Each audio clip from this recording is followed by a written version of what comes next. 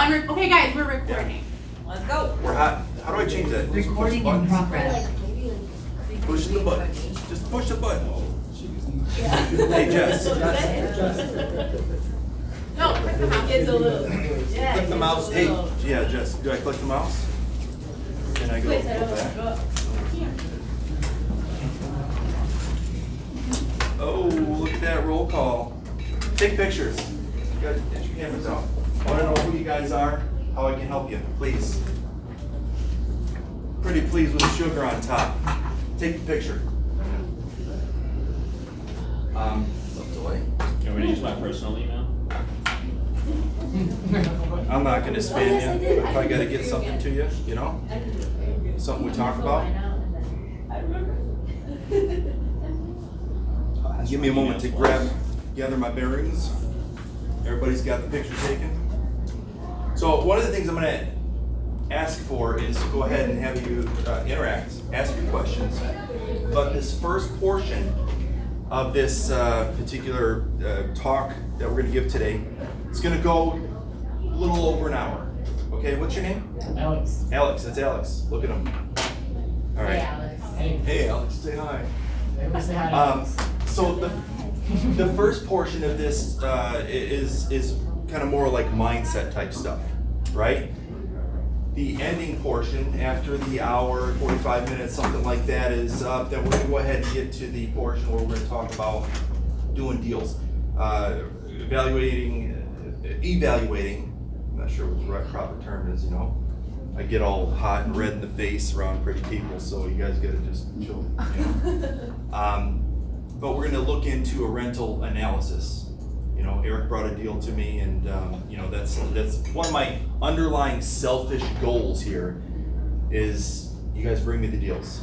Bring me the deals. You keep both ends of the commission. We'll talk about Trish here in just a little bit, okay? Because she brought a deal, and I don't know, what was the commission on that thing? Like 35, 40% on that deal? Yeah. Exactly. How do you do that? Yeah. We're gonna break you out of the 3% world. Just watch, Vic. So never mind what's in the cup there. Everybody's got that. Let's get on to the next. Let's talk about my weekend. Okay. Now, Officer en route, come on. Hey there, handsome. Come on in. We got a spot over here for you if you want. Okay. So we're gonna talk about my weekend. All right. Now, let's just give you the visual, okay? We'll talk about that in a second. I'm a slide ahead. If you really knew me, I got a friend of mine who's an author, and he wrote this book. I forget what it's called, but it's basically, you know, like it's talking about digital health. And one of his key core, you know, talking points, like if you really knew me, you'd know this, like in your top 3 things. So in the investor world, and is about as personal as I'm going to get with you folks today. Bought my first cash flow property back in 2011. I squeezed that one to close on December 30th because I'm like, you can write off your tax liability, you know, for the whole year if you still close within that year. So 2011, I'm claiming it. 200 plus transactions, including retail flips, wholesales, and rentals. It's not a huge number, right? But maybe for some of you it is. But the bottom line is this, all right? I don't know everything. I'm constantly, you know, in the education circles, and I would say that I appreciate you guys coming in here today because I love your eyebrows. It's very Egyptian. Thank you. Point is this: I don't know everything. If I don't know the answer, I'm not going to make it up and give you fluff. All right, first flip in 2012. That was I still got a personalized license plate. I bought a Lexus from that flip. Broker's license obtained in 2020, and then I'm a father of 3 girls, ranging ages from 7 until 11. So 11, right? We didn't go get the free Slurpees. Goodness. And I've been married for 16 years to a girl that I met on the internet. Picked me one out of the herd, you know? All right, let's get to this weekend. Now, my lovely wife I just told you about, you gotta be resourceful in life, right? Everybody agree? Let's be resourceful. Let's use the things that we're learning to apply to our life, and by all means, take pictures. As I'm something double fisted over here and take another drink. Man, sorry. Sober. So, there's a message in everything, right? But be resourceful, okay? This is not a bacon. I love that meme on the internet. It's like, push button, get bacon. You guys remember that one? Yeah. It's great. Girls got it. All right, it's cold. We're camping. We've got a pop-up camper. We bought one about 2 years ago because my wife likes to tinker with things, and we flipped this camper and picked it up for like $1,200. New flooring, new cabinets, upholstery, stuff like that. And my wife is sleeping in there. Hey, come on in. And I'm sleeping in the tent with my 2 oldest girls. All right. The moisture's coming out of the ground. It's like 60, maybe the high 50s, and I'm a little chilled. And if you're anything like me, you get up in the middle of the night because you got things going on in the brain, and you're like, I'm gonna go walk around. Might be a perfect opportunity to go to visit the bathhouse, which is not primitive camping. I mean, we had water close by, and Eric knows what I'm talking about here when it comes to camping. But sometimes you just get cold.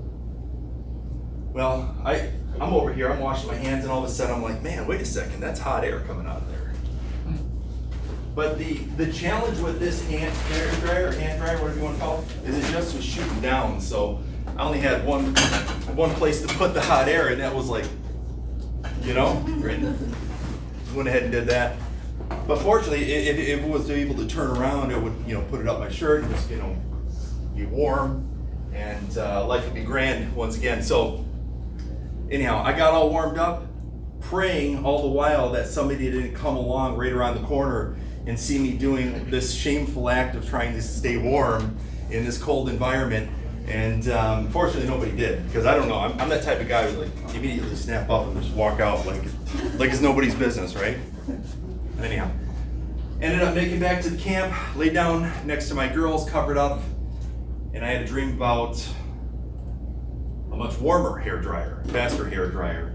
That is whatever. It's the punchline that you guys can get. I didn't prepare well enough, because that's much faster if you've ever used the accelerator. Yeah. That is the hair dryer or hand dryer of all hand dryers. That's it. So, again, mindset, what we're going to get into. You guys have got to be resourceful. I'm not just going to tell you a story about hair dryers or hand dryers. Hand dryers. Let's raise our hands. These are hand dryers. We got to be resourceful. Use the stuff that's around us to go ahead and help mold our mindset, right? Shopping cart mentality. Like, you go to the shopping cart, not everybody likes ketchup, right? Who likes ketchup? You guys, just like me. I like ketchup. But you gotta know where to find your information, and I'm actually, stewing on potentially gathering a bunch of data, giving some commentary, putting together like a free newsletter type of a thing, and then getting it out to the crowd to just supply them with, just market snippets, right? Because at the end of the day, when you are teaching somebody, it automatically puts you in a position of authority in their life, right? So if you're supplying your database with information, good current information, like, everybody's motivated to do something, and that's what I'm motivated to do, is compile the data and then give my opinion on it, right? So I'm not going to give market predictions or anything else like that, but let's talk about what's happening. And it's a little bit late in the market, but these are the numbers for July 2024. Okay? I track the entire MLS, Oakland County, Wayne County, and Detroit.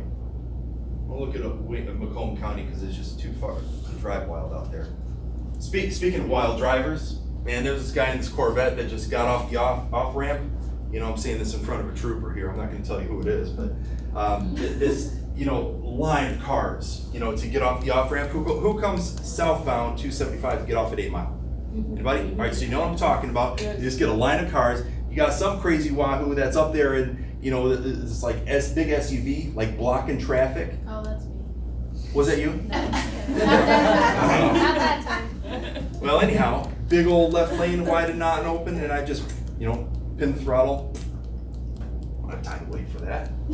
So listen, you need to be able to take your resources and go drive like a maniac if you can. But just don't get pulled over by the cops, because they will get you. So Detroit schools, point was, I don't go to Macomb County because I'm just not, it's too far. You know, I'm literally, if I gotta go to Macomb County, I'm an hour and 15 minutes one way, and that's 2.5 hours out of my day. I'll go there for a good, healthy flip house, but you know, you build relationships, you outsource or wholesale those types of deals. If you find something really, really good, you send that to those people. But Detroit is an hour away, I'll do that. All right, 13.5%. These are sales. The median price, which you guys went through grammar school, you understand it's not the average, it's the median. High to low, what's that, right? Not the total sum and then divide it on out. The one that's a real kicker right here is Oakland County. I've been watching Oakland County grow since 2012 basically at a 5% clip. Ever since 2012, which is about the bottom of the market right there, right? And we'll get into some charts with interest rates and everything else a little bit later, and we'll give you some better resources. But Oakland County, $368,000. Think about that. So thought process would say if you can find a house that's less than the median price, I mean, we've got some big houses here in Oakland County, right? You should be doing good if you can find something that's in a good quality, livable neighborhood for you. You know, you get your hands on something like that, life's good. But you're just tracking this, right? Sales prices are growing. Take pictures if you want.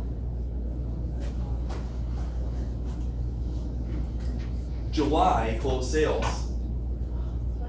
Closed sales. Now June, if you were tracking the numbers, June, we were behind the 8 ball when it came to, I think it was Oakland County. We were behind like 15% almost. It's 13.5. But we're back up. I don't know what caused that little blip, but that's why you study the data, is so you can make your own assumptions as to why things are going on in the market. And then you go ahead and educate your population, your database, whatever you want to call it. So Oakland County 7.7%. Again, these are closed sales. This is also what was profound last month when we looked at June. The number was negative, but the prices were still growing. That tells me anytime if demand's down or transactions are down, but prices are still up, it tells me there's still demand, right? So who knows why it leveled out? I don't know. And then here's the wild card of the bunch. Detroit's been on a tear for quite a while now, but you're at negative almost 10%. And why? Interest rates? You know, I'm not gonna get political in this particular environment. I will tell you though, I just make an observation, when a certain party offers $25,000 as an additional incentive for down payment assistance, or MSHDA programs have $15,000 or $7,500 or whatever it is,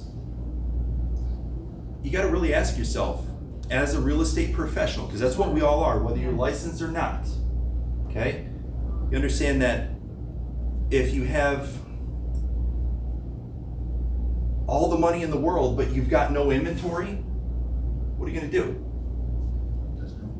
It doesn't help you, right? What we truly need is inventory, and you know, there's a whole conversation to be had about that. But also would say that there's, you know, I'll tell you a quick story. I'm full of stories here. We bought a property, my partner and I, over in Detroit, over near American Jewelry Loan, which is Greenfield and 8 Mile, okay? It's a nice little pocket of neighborhood over there, a bunch of homeowners, about 4 blocks, and brick ranches, beautiful houses. When I went ahead to go purchase that house from that homeowner, we buy directly, okay? So any of your deals out there that you have, bring it here, right? We can buy. But we bought directly from this homeowner, and my assessment on the house after it was all fixed up and improved was $110,000. That was a 1,000 square foot, 3-bed, bath and a half ranch, basement and a garage, okay? And I'm going fast here, so forgive me if I ever repeat something like it had a basement. By the way, this house had a basement too. You know what I'm saying? Give me some love. Give me some love. Anyhow, $110,000. That house just appraised for $140,000, like 2 months ago. What's up? Can I ask what was the buy-in price for that property? $38,000. Can I ask what the repair was? You don't wanna know. You wouldn't ask the question if you didn't wanna know. I don't know, we got about 25 into it. Oh, that's good, okay. Yeah, we got about 25. Like, we're square. Yeah. It's one of our best performing properties. Plus, we put a Section 8 tenant in there, and you know we're getting $11.50 a month roughly, so it's good. It's good. Anyhow, pay attention to your numbers. Be resourceful. The next slide is going to be. Oh, I should push the right button. Avoid the goldfish mentality. Okay. We're looking at 1-year charts. If you just remember, those were 1-year charts, year over year. When you look at the government numbers, the unemployment, the jobs, like basically everything that the government feeds you, what they want to know. I mean, the information's out there. You can go dig and find it, but the information that the government feeds you is very short-term stuff. Yeah, our unemployment numbers are up, or they're down. We've met expectations. But when you go back to, actually, I'm just going to do this. I don't typically go back in slides. When you go back over the years from an inventory standpoint, this is sales. Inventory. Jeez, Dean. Stay with me, guys. I don't have the inventory slide. Point is this: we're still about 45% to the negative from an inventory standpoint. It tells me if you look at the charts, you could genuinely, the market could absorb that. Now, it may have an effect on prices with interest rates where they're at right now, but anybody who says that the Federal Reserve and their interest rate tactics, raising interest rates, causing recessions, things like that, slowing down the market, anybody that says that they don't know what they're doing, I would argue that they absolutely do. These guys are pros at messing with the system, controlling the environment, you know. Back to the goldfish mentality. What we're here to talk about is my pet alligator that I had when I was a little boy. Living in an apartment living, right? We were broke as a joke, Section 8 housing or Plymouth housing, whatever you want to call it. Well, my uncle, you know, he would just show up with gifts sometimes. One day he showed up with an alligator. Cayman. It's about yay long at that point. Cayman, look it up. It's a Google him thing. And I put it in an aquarium that's about as long as this table that Delight's sitting at. And we would feed it goldfish. I made him a nice little beach. Gave him a rock. Every time I try to go pick him up, he'd try to snap around on me like he's, you know, gonna fight me or something like that. Like I'm a steak. Anyhow, I would feed him goldfish. Feeders at Meijer, you know. By the way, real quick break, there's coffee out there and there's Red Bull in the freezer, so only 3 more cans. You guys need to get going a little bit. But this goldfish, you know, I ran out one day, and again, the reason why I told you we were a little poor, right? You know, is because, I don't know what you girls are talking about. No, what? I You ran- have Red Bull in the freezer? Yeah, there's Red Bull in the freezer, go get one. I didn't see any if it's in there. In the freezer. It's the extra good stuff. Go ahead, just grab, man. Bring a couple cups. Bring some cups, distribute the Red Bull to the people, right? All right? Sorry. You come back, we're gonna give away books, you know, we're gonna give away I a think couple that they books. were- So Dean, They're which thinking it's gonna explode. refrigerator are we talking about? Because I have to see it. There's one over there. No, I'm not talking about the beer fridge, I'm talking about The freezer. the freezer. Oh, let it go, honey. I All know right, that. so back to goldfish. Again, attention span. You guys are being programmed to be scatterbrained. Instagram. It's all planned. I'm not that scattered, James. But I ran out of fish. I ran out of feeder fish to give to my pet alligator. And, you know, I had these two larger, I've had these goldfish for about 3 years. And they're in my separate tank. And I'm like, oh man, I gotta feed this guy because he hasn't eaten. So I take one of my prized goldfish, my prized 4-inch goldfish with big old long tails like that, and I fed him to the Cayman. Okay? I don't have love for these animals. In that fish that was remaining, you've heard the 30-second mentality of a goldfish. It only has a 30-second memory. I don't know if it's true. All I can tell you is my experience. What happened? Pastor. Okay? That goldfish that was in that tank, the remaining one, all he knows is his buddy's not there. He has no idea he got fed to an alligator. But he curled up like he had the palsy, you know? And he stayed like that. He curled up like you snapped one of his rubber bands and, you know? That's a good visual for you? Bent him right over. So, that guy, he was basically, I mean, he was not living his best life, so I ended up feeding him to the alligator too, so. The point is this, we're gonna get to the charts, the 20-year charts next.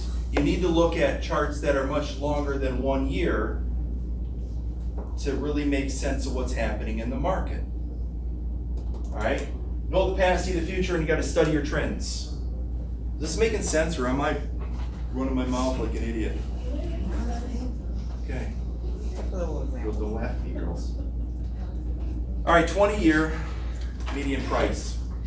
This is one of my favorite charts. We go all the way back to 2003 with this bad boy here. And we're gonna get to, forgive me for standing in front of this, we're gonna drop off, for those of you that were in the market paying attention, back when you girls were in middle school. 2005, we had about 5.5% interest rates. The median price for a house in Oakland County was $205,000 at a 5% interest rate. Roughly, the way that folds out, not including taxes or anything else like that, it's about a $1,300 month mortgage. Okay? Back in 2005. Then we go into recession. Somehow, whatever happened, I don't know, I don't get it. Okay? All I can tell you that right now in our market, does it feel like we're thriving financially? Anybody? Does anybody feel like they're thriving financially? No. You can fix that. No. You can fix that through cash flow and if you truly understand how to play this real estate game. Now again, I don't have everything figured out, but I got a couple things figured out in these charts. Because what happened was, you had a little bit of a drop. Oh, that was about a 35% drop come 2007, 8. The way that's going down, then you hit a bottom. Detroit, man, Detroit went for a ride. But if you're looking at percentage type growth, and you know the right stuff to look at, you can find opportunity all around you. Now, I'll take a sidestep right now. You may have a very, very difficult time finding inventory to sell in your current market. So how do you fix that? Off market. Well, I mean, technically we are all off market. We gotta go find it and bring it to the market. Right. You know, I just took my camping trip where I was having a good old time with that hot hand dryer, right? That was up in the sticks, right? It was about 2.5 hours north of where I'm at in Oakland County, where the median price is $368,000. There's inventory up there. Are there buyers up there? Will there be buyers up there? Who's buying up there? What's the price point? What's the demand? Okay? Anyhow, you look at these charts, and again, back to 2012, you had a clip of like 5% growth, Oakland County, which is the green one, all the way up here, and this is like the heartbeat of the market. You gotta say something. Don't look. Who's this goon? Anyhow, the way that this works, think of it like this. The peaks are your hot months, which we're in right now.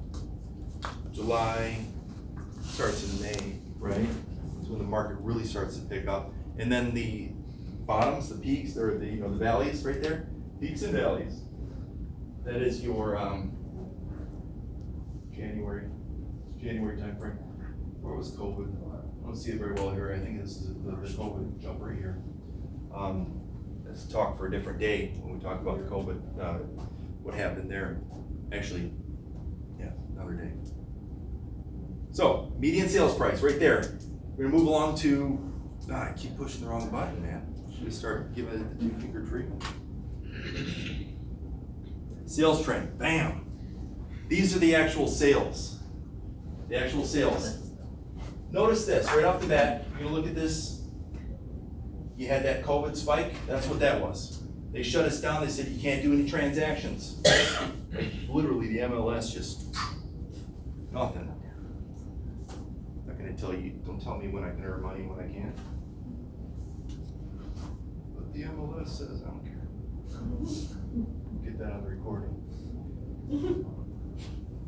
Floodgates of heaven open up, bam, if you were prepared, right there, everything flew off the shelf, because everybody had money in their pocket, and it was like, phew. Now, what you gotta understand is that you just don't spend your money on useless junk. You know, we do some clean outs on the side, you know, to keep some people busy, keep some money rolling in. And the ungodly amount of stuff that people have is you got a garage full of crap that you're gonna declutter. Just declutter, all right? Get all the junk. Spend your money on income producing assets and things that are stores of wealth. Okay? I don't look at the retail dollar amount of what this chain is. I have no idea. All I know is that the scrap weight of that thing is $2,100. Have you seen the price of gold lately? Yes. Go bury some in your backyard. But the sales trend, okay? Look at that. Up, down, up, down. These are the transactions. These are the closed sales. You can see all that right there, okay? And then all these numbers over here, that's all like just year over year, so don't pay attention to that too much. But just ingrain this when you're preparing your clients for sale time, or when you're buying a flip house. And there's gonna be some people that really need to sell come October, November. Get your offers out there. And I'll teach you what those numbers need to be when it comes down to it, okay? You guys tracking with me so far? Let's talk about the Federal Reserve rates. Fred, write that down, Fred, F-R-E-D. Federal Reserve rates, Fred.gov. Where is it? The federal funds effective rates. Oh, there it is right there. Fred, F-R-E-D St. Louis, STLOUISFED.org. So many charts in there. You get nice and stimulated one night, you can lose some hours. That's what I'm saying. You know? Pay attention to these shaded portions. Okay? Back in 2008. We're talking about what was happening in 2005, 6, 7, then what happened?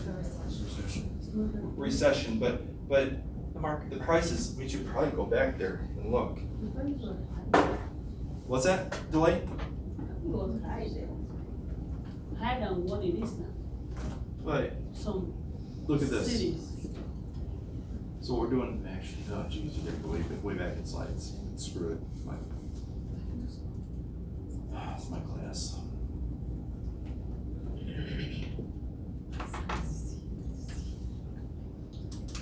All right, right about in here. Can you see my cursor on the screen? No. No. Jeez. All right, so focus on 2007. Okay, look at the prices. Look at the angles, the prices. Okay? Is that Red Bull got you getting? Yeah. That's why I bring it. So I said $205,000 in Oakland County was the median price back in 2005. Okay, it was about steady. Then you started to have a bit of a black swan event. Who's heard of a black swan event and knows what it is? For real? Write it down, Google it. Find out what a black swan event is. Expand your vocabulary. And then tell me later, because I'm not really sure what it is. You're crazy. Just kidding. Point is this, right? And I wish I had my little laser pointer with me so I didn't get my steps in today. Your values really start to drop off drastically in 2008. Because people weren't buying. People were going in foreclosure. People were going into foreclosure. Why were they going into foreclosure? Because The the banks refi- took the money. The refi market. Tell me more about that. Everybody was refining their properties, and taking out large, amounts of equity out of their homes, and were overpricing the homes to the point that some people were having balloon mortgages that Okay, were. dig on that right there. Okay, so a lot of people were refinancing their homes and the better rates were sitting on ARMs. And so what people were doing was they were, for a bit of period of time, it looked like they were doing okay until the market reversed. And then they had this large sum of balloon payment that they had to make and they could not. Or the rate of the mortgage adjusted to the market and then the rate of the mortgage started soaring and the people could not afford it. So we had a bunch of adjustable rate mortgages that were like, oh, they were dirt cheap. Yeah. Like everybody, like you what was that movie? Big Short? Big Short, we watched it here the other, a couple months back. Forgive the reference, but you had a bunch of people who were cash, they received a bunch of cash for the services that they provided, and they had multiple properties. Now a lot of them were rentals and stuff like that. What these mortgage brokers were doing was they were just going ahead and they were putting people into, like if they fogged a mirror, if they could qualify, if they like had a social security number. Basically. Yep. Doesn't matter so much about your credit, let's put them into a deal. And if it was, subpar, credit, all right, let's do it anyway. We got a solution for that or whatever it is. Here's the point, okay? The numbers are just crashing. The transactions are crashing. 2008. Now, let's go back to our Fred chart. Man, I love this stuff. 5.5% interest rate, roughly. And once they notice there's an issue, remember I was saying a little bit earlier, man, it just feels a little bit weird in this market right now. You guys think it felt weird at all, kind of like in here? Like in late 2007 or something like that? Then all of a sudden that big gray bar shows up and that's the recession. Pay attention to the media. Right now what they're telling you is that the market's, what? Good or bad? They're saying it's good? You're saying it's bad. I've heard that. I've heard mixed signals. What's the administration that's currently in power saying? Everything's fine. Everything's great. It's all fine. Okay. Inflation doesn't Okay. exist. Okay. Everything's fine. You got to know who to trust. Yep. Okay? And again, I'm not talking political statements. What I'm saying is you need to be able to take advantage, be resourceful, use your hand dryer. Use your hand dryer.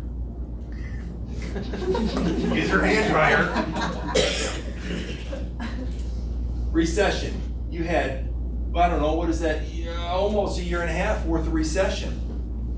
The GDP, the gross domestic product, understand what that is. It basically means that people aren't spending money. People aren't spending money in countries in a bad way right here because you're in the gray. I believe that's a lagging indicator, which means that it's telling you the truth after it's already happening. So if you've got a vision, for you believers out there, if you've got eyes to see and ears to hear what's happening, pay attention to your charts. Then we were given this gift. When you first found out about me, you heard that I bought my first investment property back in 2011. Almost. Just there. If you had that Red Bull like a little bit earlier, you would have been here on time. I love you just the same. So, 11, interest rates were in the toilet. Free money. I'll take some free money. Freeze right in my price range. All the way on to here, 2016, it started to like, and then we were whatever was happening, not paying too much attention. All I know is that when I got into real estate business, right about in here, I've never known a bad market. This is the only time we've actually slowed down, right? But then this is the COVID drop. Man, we gotta get people spending money again. I got a good friend of mine up here. She's from Nigeria. I had the opportunity to go on a mission trip out in Nigeria and experience that $100 would buy 350 naira, which is their currency, okay? Now, when you really boil it down to what the buying power was of that, okay? You could buy 6 apples for basically the same conversion what you'd buy 6 apples here for in our market. So it's about the same, okay? but it really boils down to the fact that the currency that you have over here, and we're seeing it in Lebanon, really saw it in Venezuela, and there was a country by the name of Zimbabwe that went into hyperinflation. We're not even talking about Germany back in post World War I, World War II, where you had the Deutsche Mark. The running joke about that is like this lady goes up to the baker, and she's got it pushing a wheelbarrow, and she's got a bunch of Deutschmarks. Well, they dumped the wheelbarrow out, put all that raggedy paper on the ground, and took off the wheelbarrow because it was more valuable. And she was trying to buy a loaf of bread. Back in the day when Venezuela, what is the other country? Zimbabwe. I really truly looked for it. A $50 trillion bill. At a $50 trillion, how many zeros is that? I don't know, but I had one. $50 trillion, couldn't buy an egg. Okay? Understand in this monetary system that we're in, because nothing's backed by gold anymore. That's why price of gold. Whew, man. I think I'm going to touch on that story. Write this down. Bretton Woods. Bretton. See you later, Cheryl. I have a closing. Thanks for coming. I know. Bretton Woods. Bretton Woods. Write this down. The Creature from Jekyll Island. The Creature from Jekyll. Jeckyl. Recording in progress. You recording me? Creature from Jekyll Island. Okay. Now it's been. I would butcher it a little bit if I got into like everything, but the bottom line is this: there was a point in time where every dollar that we had out there in circulation as the U.S. government was backed by gold. Okay. Back in 1954. Who's familiar with Westland? Westland people? Yeah, City Westland. Yeah. All right. So Westland, you know where it's at. I knew that. Yeah. Grandma and Grandpa bought a house from a builder for $13,500. It was $24,000. That's what the price of a home in 1954 was. A 3-bed, 1-bath, basement, garage, 1,000 square foot. Okay, the cookie cutter home that we've been just. That's what you get. To live in that, right? Who's good with a calculator? Need some math. All right, so 24,000 divided into $35. $35 divided into 34. I don't know whatever it is. So I need to. 24,000 divided by 35. Yeah, okay, I'm not a mathematician. 685. 685. All right, so 685. Price of gold at $35 an ounce. Okay. By the way, for those of you that are wondering, an ounce is 31.1 grams, not 28. Don't short yourself. Okay? So, $35 an ounce. Present day, you go to Kitco, which is a website that gives you information on precious metals. They're going to tell you price of gold. Let's just go and say it's $2,500 an ounce right now. So 685 times 2,500. That would be 1,000. Whoa. Million. No, a million. 125. $1,714,285.71. Oh, you throwing big numbers at me. What? Just give me the numbers. One. One. Comma. 7. 7. 1 4. 1 4. Comma. 285. 285. Decimal point 71. 71 cents. 35 an ounce. Forget my backside. Anyway, I bought it for $24K.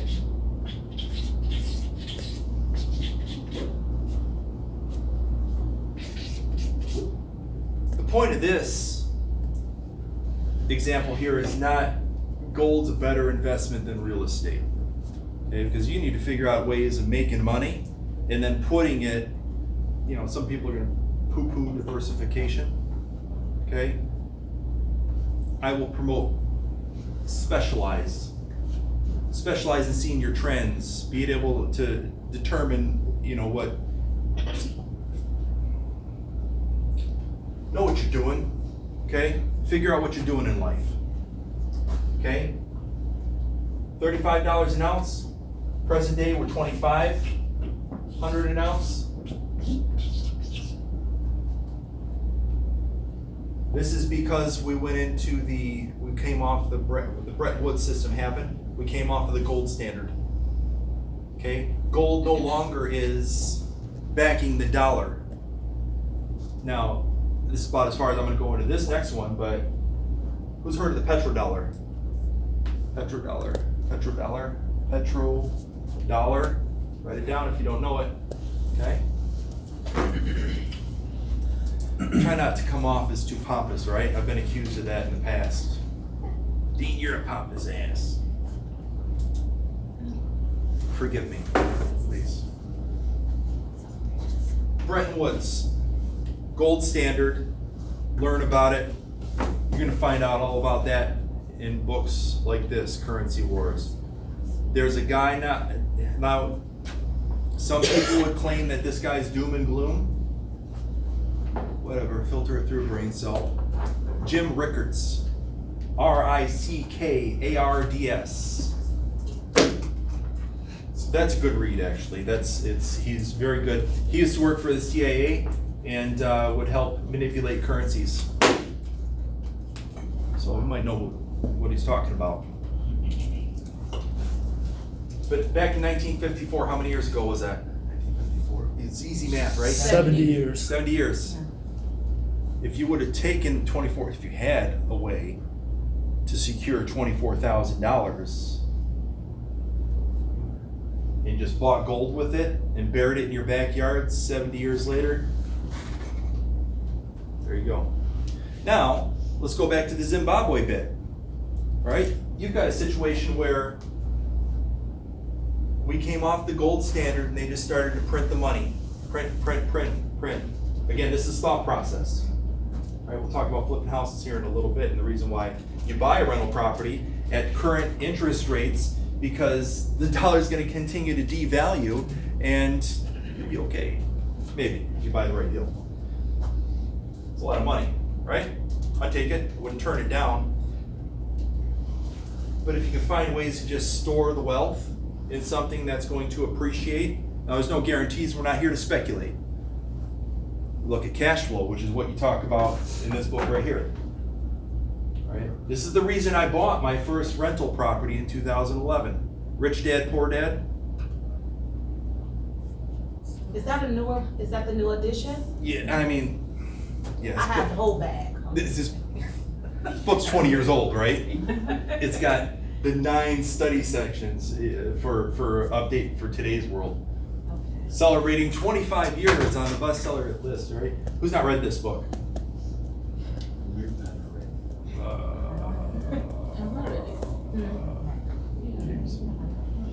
that. Read it, let's talk, because I see you around the office. Let's have a conversation about that book. The reason I bought my first duplex is because the numbers worked. That was the lesson I learned from that book. If the numbers work, you do the deal. Buy the house. But the numbers got to work. Don't look at speculation.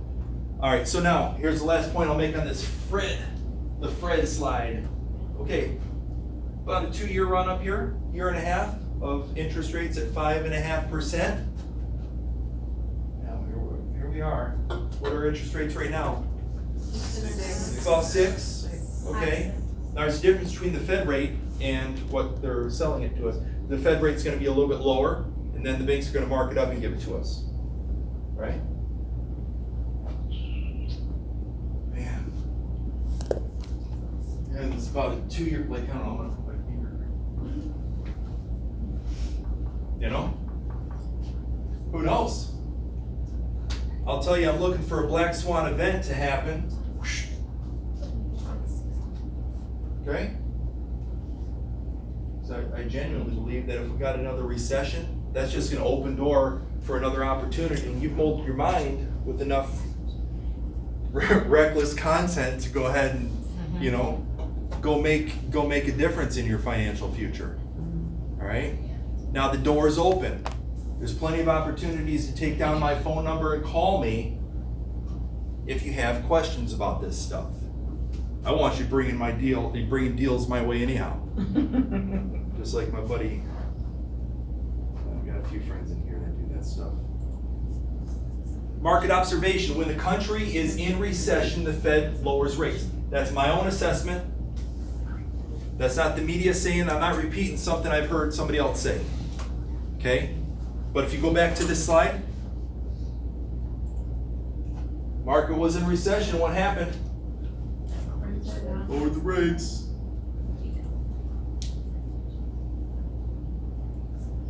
And we've already covered the fact, you know, how does the market feel right now? Could we use more inventory? Yes. Who's got buyers in the $150,000 to $300,000 price point? Bet you every last one of you. Man, getting a little hot up here. I'm over here like Taylor Swift at a custody hearing. Swift like Taylor Swift. Sorry. Affordability. Are you taking off? Let me give you my number real quick. Please do. I Just- asked Trisha to do it for me. Yeah, I need. All right, that's fine. Yeah. That works. Thanks. All right, we're gonna go back to the interest rates, 2005.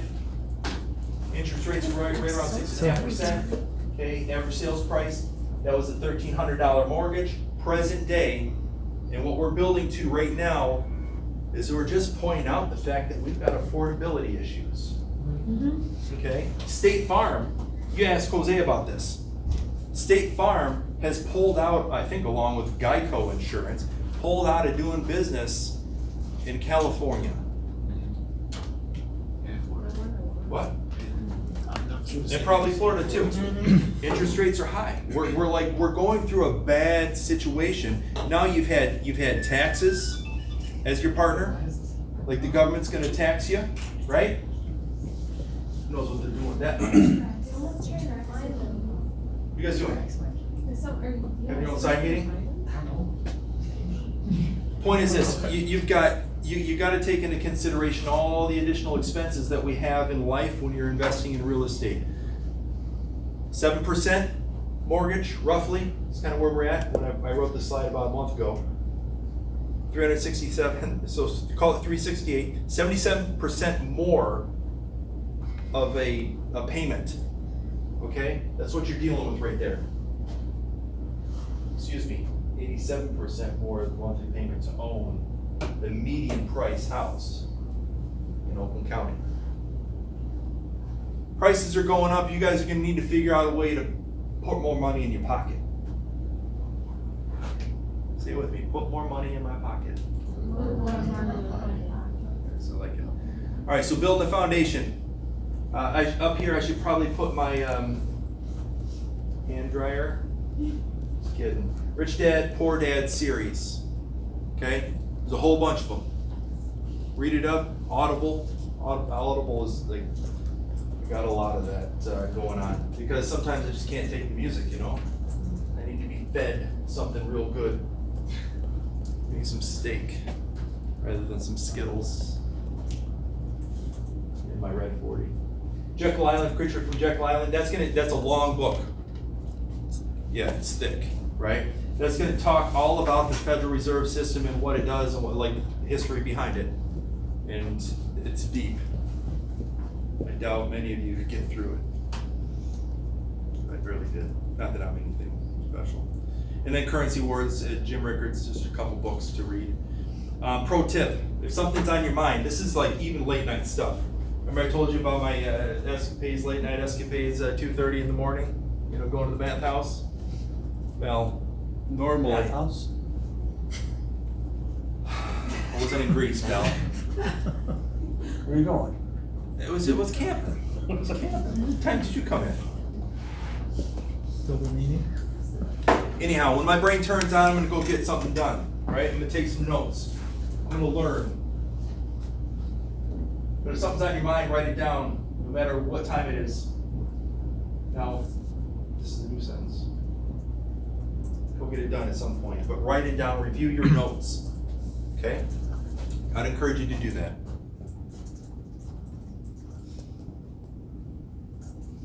Man, now we're getting to the point. We should be about, what, 45 minutes in? I had a question, sir. 50? What is it? Yeah, okay, so on your slide with the Fed.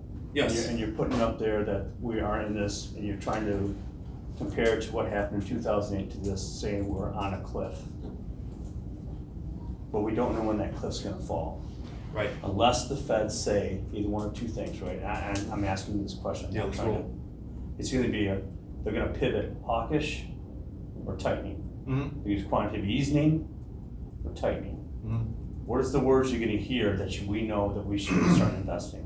Because there's gonna be a hawkish pivot someplace there, but we don't know, because right now, we don't know if the cliff is where that's gonna fall on the far right of the Right. graph, Right. right?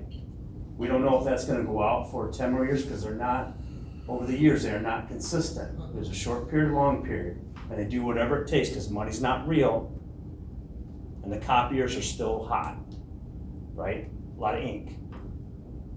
So what are they gonna say? Because they're gonna have a meeting coming here in October. What are they gonna say? It's a political year. What are they gonna say to us? And I'm asking for, so this is not, I'm not setting you for failure, but what do you think we should hear when we know that this is gonna fall?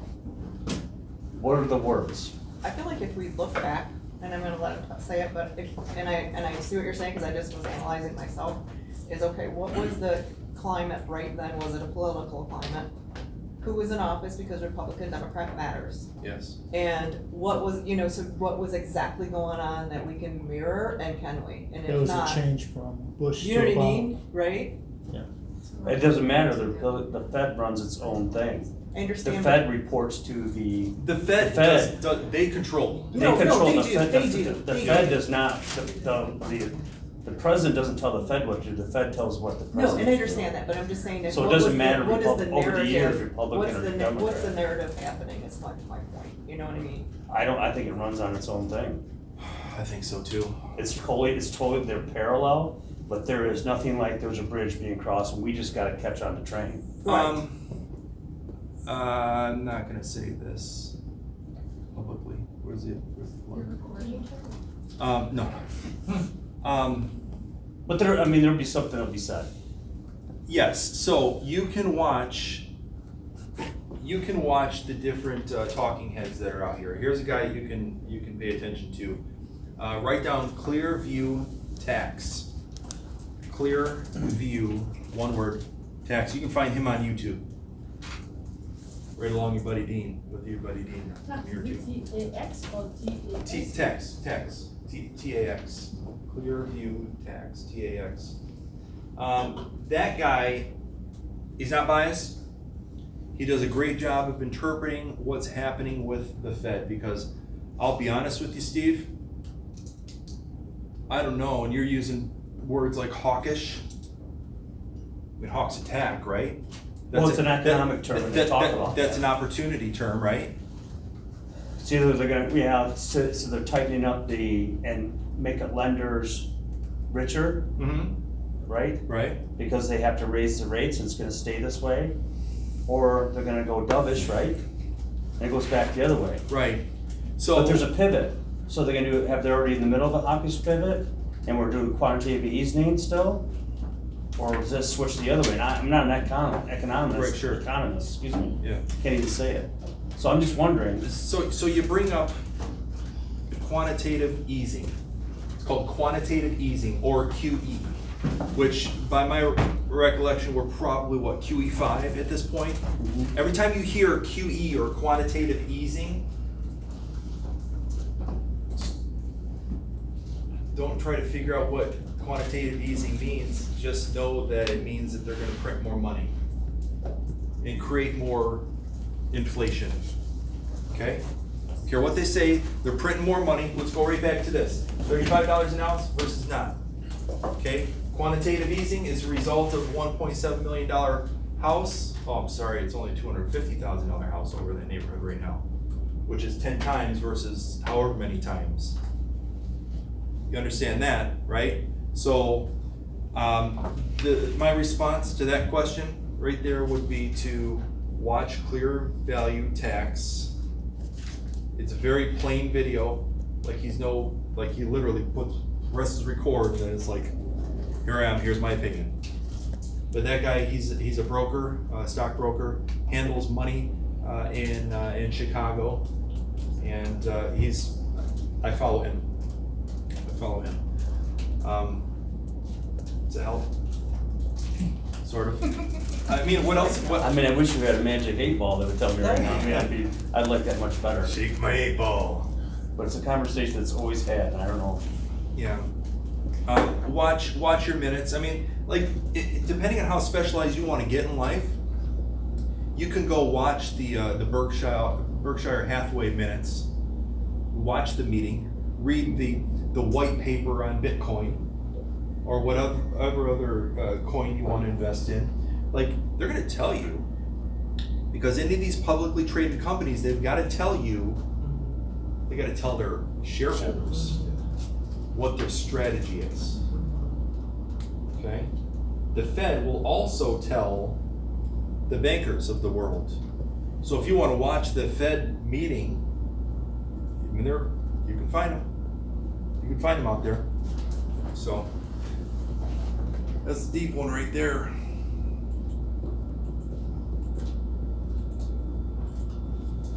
Actually, you want to talk about doom and gloom if you watch any of those. I don't want to talk about doom and gloom. If you want to watch any I'm of working those on movies, staying high over here. Exactly. Yeah. That's right. the meetings that are Thanks, Alright. Steve. gloom. See you Till around. next time, dude. Yeah. Till next All right, so here's what we're gonna talk about. Rental analysis next, okay? We're an hour in now? Yep. 30 more minutes, we're gonna move fast. Rental analysis, what to look for in a flip, wholesale. Wholesale. We're not really gonna talk about wholesaling properties here, okay? Because you guys should just bring me your deals, you know, make sure you're taken care of. Trish, Yes, did you bring me a deal? sure did. Did I make sure you were taken care of? Yes, you did. You have any regrets about that? Oh, no. That's why I'm here. Okay, Want to learn more. let me make you money. That's not too bold of a statement. Info on analyzing a rental deal. And oh man, is this my last? It's my last one coming up. What? So hold the stack right there for you. My favorite stack over there, the fresh one. All right, so you take pictures of this, okay, without using a fancy rental analysis machine, which it confuses the hell out of me, right? Let's not do that. Mortgage payment, insurance, taxes. Okay, see you around. Was that, I haven't mentioned before, but was that you that I was Yeah. communicating? Yeah, I'm not. Let's stay tight, all right? Okay. Thank you. Sure.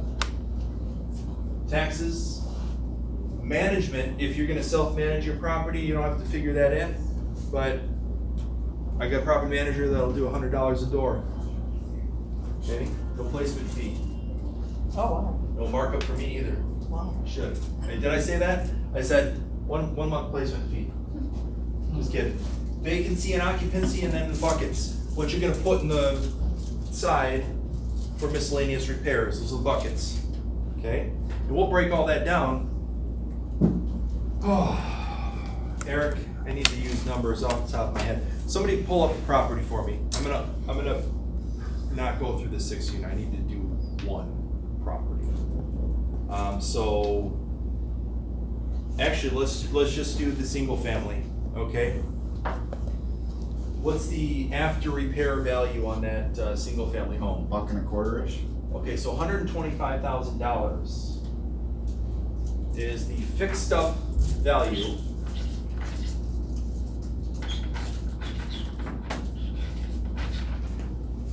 ARV is the after repair value. It's not the as-is value of a property, okay? So if I'm looking at the comps, and the comps say it's $125,000, but this thing doesn't have a kitchen or a bathroom, well, that's an investor special that you're gonna bring Uncle Dean over here. Doesn't sound like a weirdo, but, you know, $125,000 is what it's worth after you put $10,000 into the kitchen and $6,000 into the bath. And then if it's gonna need those things, it's gonna need flooring and paint too, and you figure those are $5 a square foot each. So figure on flooring, paint, $10 a square foot, and then you can start running off these calculations and just run through a house and know how much money it's gonna work, or how much money it's gonna take to make it work, okay?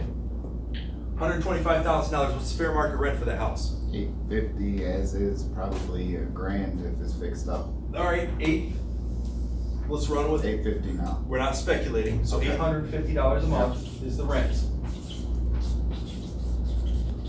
I do know the taxes off the top of my head. That was $2,000 a year on that house. Okay. So, mortgage calculator. Somebody please give me a mortgage calculator out. I don't want to know taxes or anything else like that. I just want to know what the monthly payment is at 8.25% interest for $100,000. Okay? 8.25% mortgage, $100,000. 2,000 a month. How much? Would it be 7? That's about right. I got that too. Okay. Okay. Dean, what are you basing the 8.25 on? That's what the investors are taking out right now. Right. It's what my last, like, month and a half ago is what we just closed on, yeah. That's what I'm basing it off of. So 125, and we're at 750? 751. 750. Like nice round numbers. Got taxes. So 2,000, divide that out. 12. What's that? What's that? 166. 166. Okay, now I have what? What else? Insurance? What's it gonna cost me to insure that bad boy? $100 a month? $1,200 a year. $1,200 a month? $1,200 annual? Not kidding. Well, rental properties, insuring a structure, 1,200 is a number I typically try to use. If I'm in the city of Detroit, I'm 1,800. Yeah. I'm 1,800. And for crying out loud, we got quoted on a duplex we bought off Cortland over in Narden Park. You know where that's at? Okay. It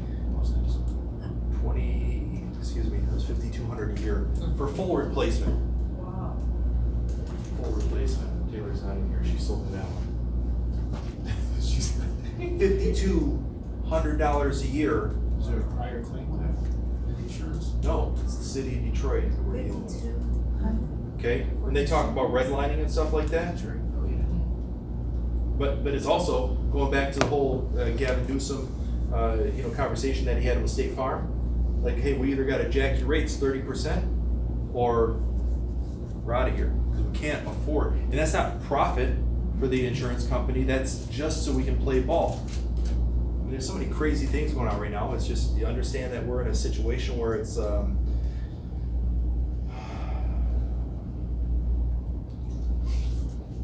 The inflation is leaking over into many other spots in your world other than just your grocery bill. Yeah, your gas. Your gas and everything else is coming on over into the insurance. Taxes has been there, okay? Why don't I buy rental properties in Ferndale?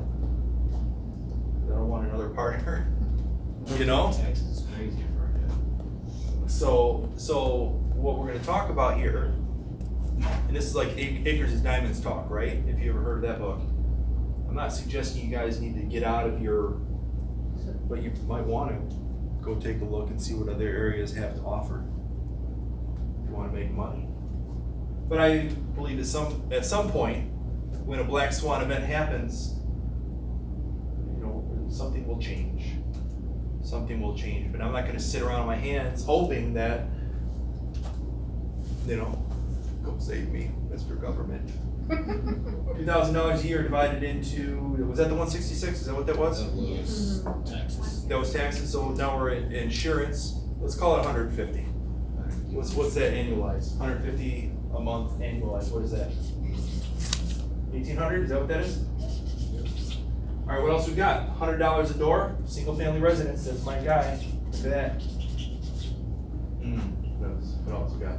Vacancy. We'll get to that here in a second. And then we got buckets. How much money do you need for profit on a house? If we're gonna start talking about cash on cash return, you gotta put 20% down at this, which is $25,000. Now, Miss Mathematician in the back here, $25,000, I'm gonna need, let's say, cash on cash, so 25, let's go 2. So if my goal is to have $200 a month positive cash flow, this is me making a deal work, seeing if a deal works. Because I got standards. Like, I'm not gonna mix peanut butter and ketchup together. I'm not gonna do that, it's gross. I have standards in life, okay? But I will have them on separate things. We gotta figure out what my standard is, what I'm willing to tolerate. I'm not talking about depreciation, it's got a cash flow, these properties got a cash flow. So I want $200 positive in my pocket. Okay, let's just put that down there. Otherwise, I'm not doing the deal. Well, really what we're getting to is we gotta figure out what what's that? Our yearly costs, our yearly fixed expenses. No, we're almost there. Your rental cost. No, this is turnkey property. Okay. What else should we be looking at if we're looking at? We got principal and interest. We have our taxes, which is 166 a month. We got our insurance, which is 150 a month. You have $100 for our, This is outside of this. well, outside of this. When we go back to the down payment money, we're gonna look at something called the cash on cash return. Your city expenses. Write it down, okay? Write it down, cash on cash return. How to calculate that? You got $25,000 you're just gonna need to come up with. Okay, whether you pull it out of 401k or you raise investor money or whatever, you then have $200 a month is what your standard is. Let's just say that's your profitability goal. That's what you have, okay? So you annualize that, it's $2,400 a month, right? It's pretty darn close to 10% then, isn't it? 10% cash on cash return. If I got $2,400 a year profit, divide that into my down payment, that's gonna be just under 10%, right? You follow what I'm saying? Yep. No. I'm not No? following. Okay. No. Let me slow it down. That's a little bit over. These lenders are not gonna allow you, the lenders are not just gonna give you $125,000 to go buy a property. You gotta have some skin in the game, you gotta have a down payment. And typically you're looking at 20 to 25%, unless you can get a hold of one of these brokers that are like, gonna do an SBA loan and let you, grab some, some seller carry back or something like that. Just throwing some terms out there, I don't have time to get into everything, but bottom line is this, you gotta look at what your profit is and then weigh that against what your down payment is, okay? Because if you don't have any of your money in the deal and you're pulling $200 a month profit, that's an infinite return. Yes, infinite, that's what you want, right? Then you start to get into the game of buying properties that are distressed, improving them with other people's money, and then doing a refinance. That's a complete, we're just skimming over the surface right now, okay? But you can get into that where you refinance all your money out, return it to your investors, and then keep all the cash flow from that point, right? So anyhow, let's get back to whether or not this thing makes money. Buckets, we're gonna put away $100 a month, $1,200 a year, in case a hot water tank goes out. Okay, again, this property is turnkey. Okay? So $100 a month in your buckets. and $200, which is my profit. So we're gonna add up 750. So 7, 8, 9, 10, 11, 12, 13, 14.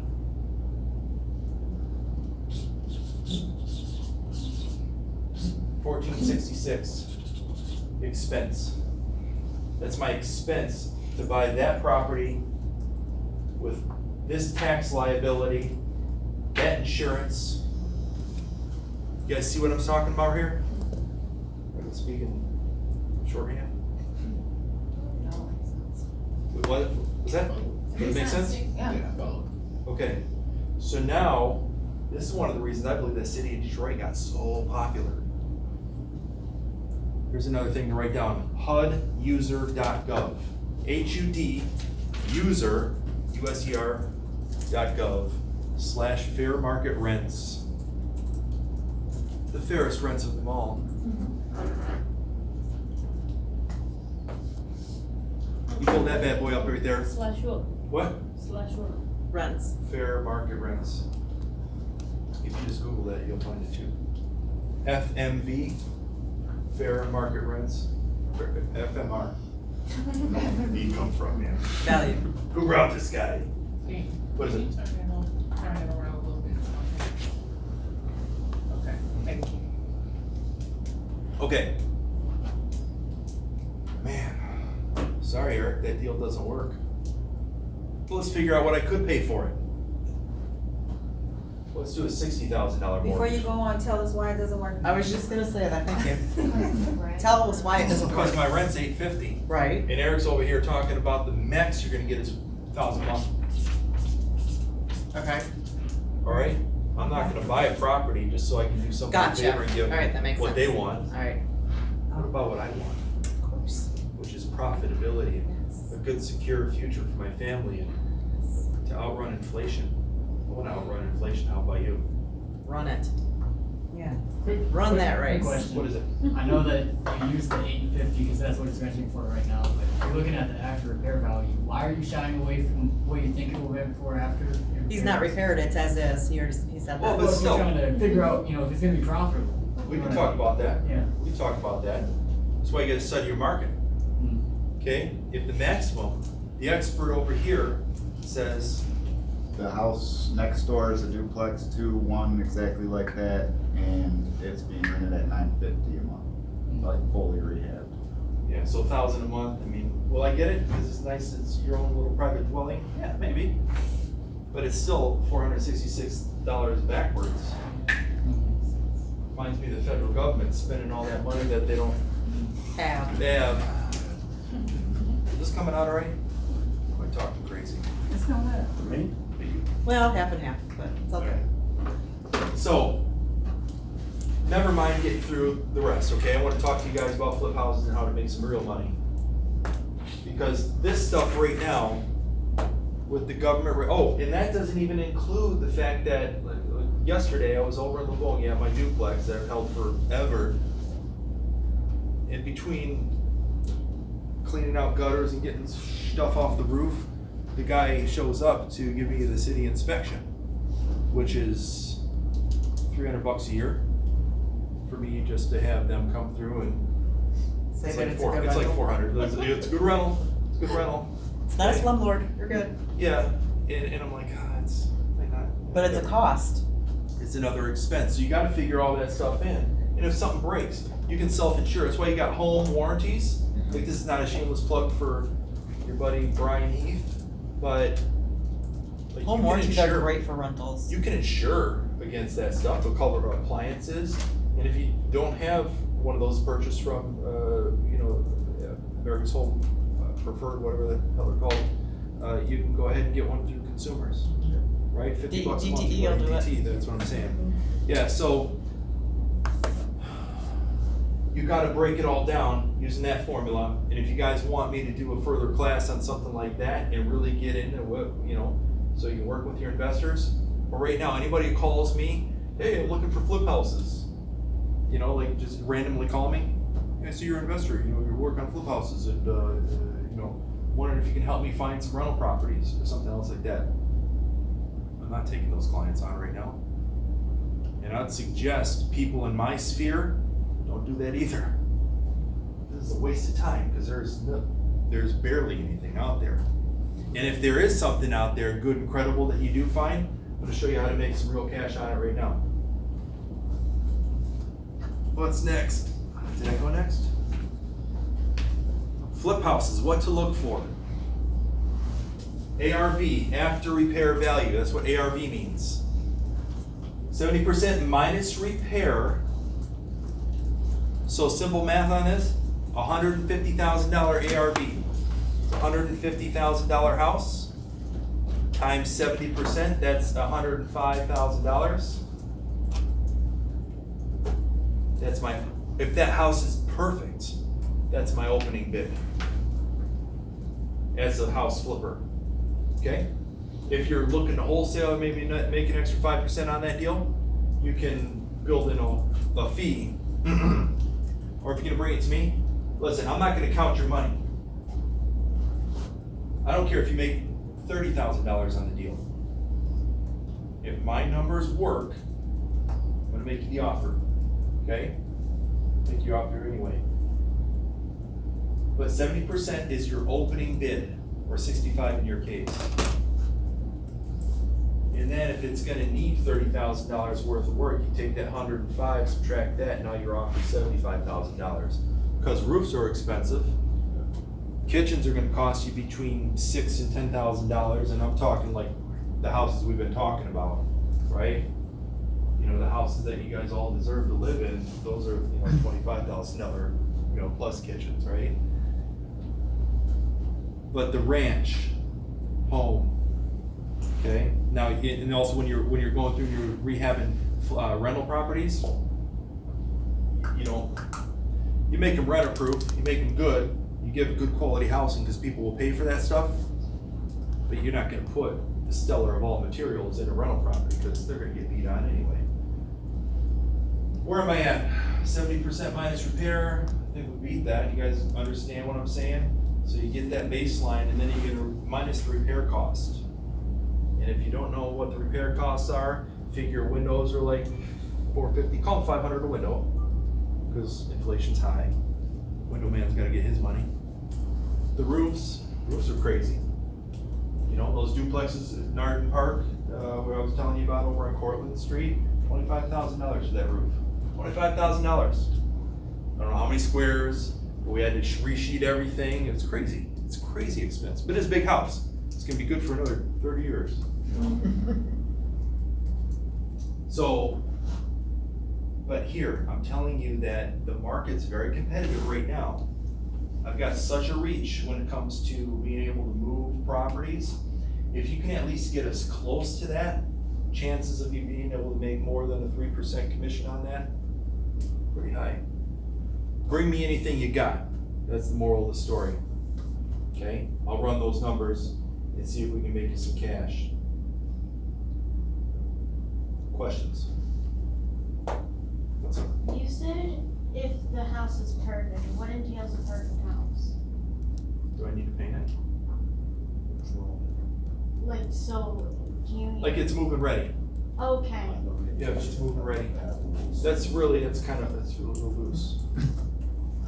Oh, so. Quick question. So deals we bring you, do you want deals that are already under contract assignable, or just bring you the potential deal and you take it from there?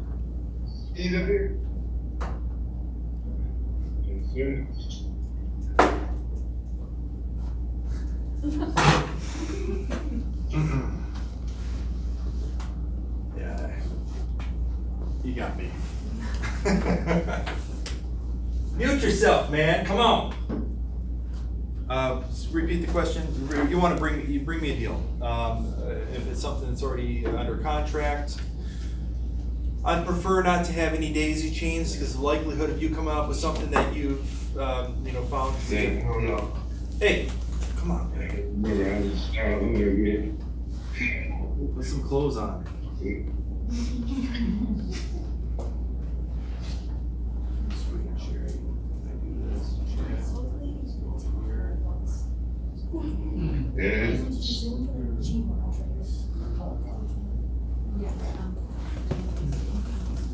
You got it? It's so crazy. John. People join like interviews and somebody is like, really?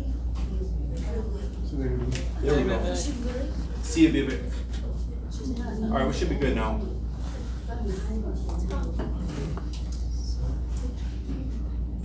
It's not messing me up here.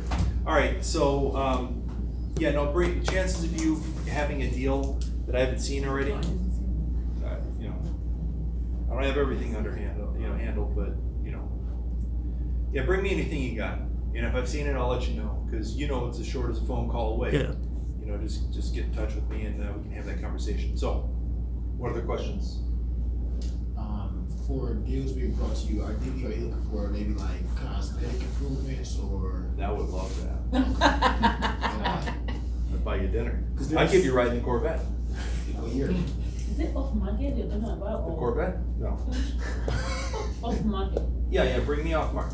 So I go through the MLS. Like if you find, here's the thing, you qualify and you have a conversation with that agent, just don't bring me something on the MLS. Pretty much, Okay? Yeah, don't bring me just anything on the MLS because I've got search parameters set up that is gonna help me see what I need and yeah, so. Is that the ideal for you, just a cosmetic flip? Yeah. Okay. Fast. Yes, car fast. Yeah, that's what. Well, that's what you want because if you're gonna do carpet paint, if I gotta do one bathroom or a kitchen or something, you know, and I'll even take, you know, the ones that are like dated. Ask yourself this question as you go through and you're showing buyers. Yeah, it's a dated bathroom, but it's good shape. I'll take it. Yeah. When you went through your licensing, it's something called functional obsolescence. Biggest word I'll use all day. But you understand that if it still works, but if it's got to be replaced, like if it's the hot water over here and here, burned, you know, cold, you know, I don't know what to do with my hands. So, what's that? You do. Need the fast one. So, but yeah, I mean, use your judgment on that. But if it's in great shape, but just dated, your jury's out. And I tell clients that, like, even if something's dated, if it's in really good condition. Yeah. There's nothing wrong. Well, and that's the thing, because all those post-World War II houses that were built, bomb shelters, man. They are, yeah. Like they'll stop bullets. That's where we go if you don't have a basement, you know? You gotta get out of the tornado, right? This is true. That's right. What we got next? Real quick. What is it? What are some, features that you're like, absolutely not, I won't touch that deal? Like, features of the Yeah, house. I don't know like, firehouses. Yeah. No I firehouses. know a guy who does all he does is firehouses. Yeah, it's good for him, you know? I'm not gonna do that. Yeah. Comes with some liability. I don't, bring me everything. Like foundation cracks is what I mean. We've Or done. like, We've the done. whole roof is missing. Like, you don't, like, tons of holes, you don't care, and like, just bring them everything.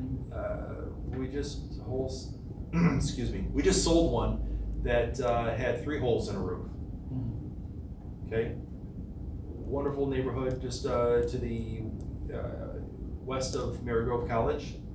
Solid neighborhood and just southwest of Bagley.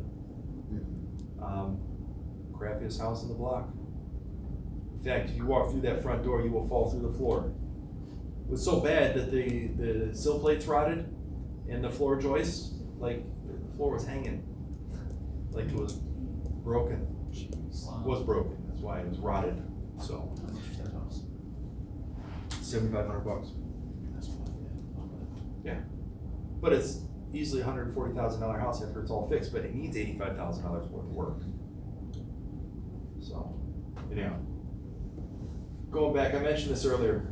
You have handy people or contractors that work for you? Of course, yeah, we got people to call, Is it hard to? but they're not available for. Me. I love you just saying that. So, did somebody just unmute themselves again? For crying out loud? Yeah, you're still grumbling. Is that me? It's me grumbling. Be on the other side of the wall. Anyhow, you guys have the ability to reach out to your sphere and you program them, right? It was a fun little conversation I was having with my wife the other day, and she's like, "You program me like this, honey." I'm like, "Well, I guess I did." And slide number 19, here's the last of it. Bam, that's where you can find me. Dr. Dean on Facebook. No, it's just Dean's out. It's my email. Call me, text me. If you got questions, I'll make myself readily available for you. Okay? And if I don't answer, because my voicemail is not set up, like you will not be able to leave me a voicemail. You don't like this, Cheryl hates it. Eat it. She's like these kids. Listen, Listen, it's not professional. it's not professional. Just send me a text message. Okay? Because the chances of me listening to my voicemail is not happening. Because I don't know how to get in. Give it to my wife. So, questions that you guys have that weren't covered. I'll go get it deal. Maybe that should be I'll our talk next to class. MLS. Yeah, well, I mean, you can go out and find stuff. Driving for dollars is a real good one. Okay, you know your neighborhood, right? Mm-hmm. You're driving through, you see somebody's got a bunch of trash on their curb. Write the address down. You're resourceful, you can find that address. Find the owner. Go get him, Tiger. You know? That's driving for dollars. Somebody needs a roof. Hey, I wonder if that house is for sale. You got a tarp on the roof? Because I'm gonna tell you, and we are prejudging people now at this point. You're driving through a neighborhood and you see a tarp on a roof, you see a car with flat tires in the front yard, what are you thinking? They're having money issues. Exactly. Somebody's not taking care of it, somebody is. I usually think like somebody's out of the house.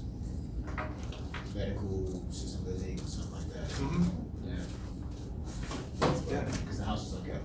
And the thing is that the market's gotten so competitive from the wholesaler, you know, the investors, the real estate agent. Can't tell you how many letters we get a year for our duplex or any of our other investment properties. People want to buy what we got. You got a deal. Now you can also go back and when you're searching in the MLS, I don't know, I use RealCom still, okay, just because it's what I've been born and bred on and I understand it. But I can go back through, see when people have purchased houses. Well, my real sweet spot was where I found my first flip. It was, again, 2012. I went all the way back to 2009, where Miss Wilson, she bought a house. Lathrop Village, 1,300 square foot, basement, attached garage. Wonderful property, built in 1980. Okay, built in 1980. She bought it for $80,000 and all she, like there's a mentality out there and you don't know it's there until you have the meeting. I just want to get my money out of it. Okay? I can do that. Now I told her, because it's part of my responsibility, and it's all in my contract as well. Like, look, I'm a real estate agent, I'm here to make money. Okay, I'm gonna make you sign that, but I'm also gonna tell you. I'm here to put money in my pocket.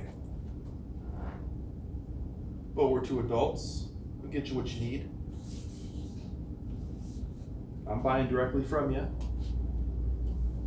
Here's your other options. By the way, I've got a page 3, I call it, that says, here's what it's worth on the open market, and you're signing it. Some people just want the quick money because they don't want people in their house. You think people were really freaking out when COVID was going on. Thank you, whoever created that thing, so you can go ahead and, people are scared. They're scared. No, I'm not gonna capitalize on the fear. I'm here to help. What do you need? That's why I do these classes, so you guys can find me. Like, look at the preacher over here. There's a preacher on YouTube once upon a time. It's like, I make myself readily available. You know, whatever. So there's a lot of these side conversations going on in my head. I think they're funny, hilarious. They'll never come to life. But I'm always going to do my best to make sure that you're taken care of. Okay? You just want to call me, just have the conversation. And I'm not going to beat that horse anymore. So, you guys done? Round of applause. Thank you very much. That was awesome. Thanks, Dean. Thanks, Dean. Well, Thank you, Dean. you tell leadership, huh? Very well.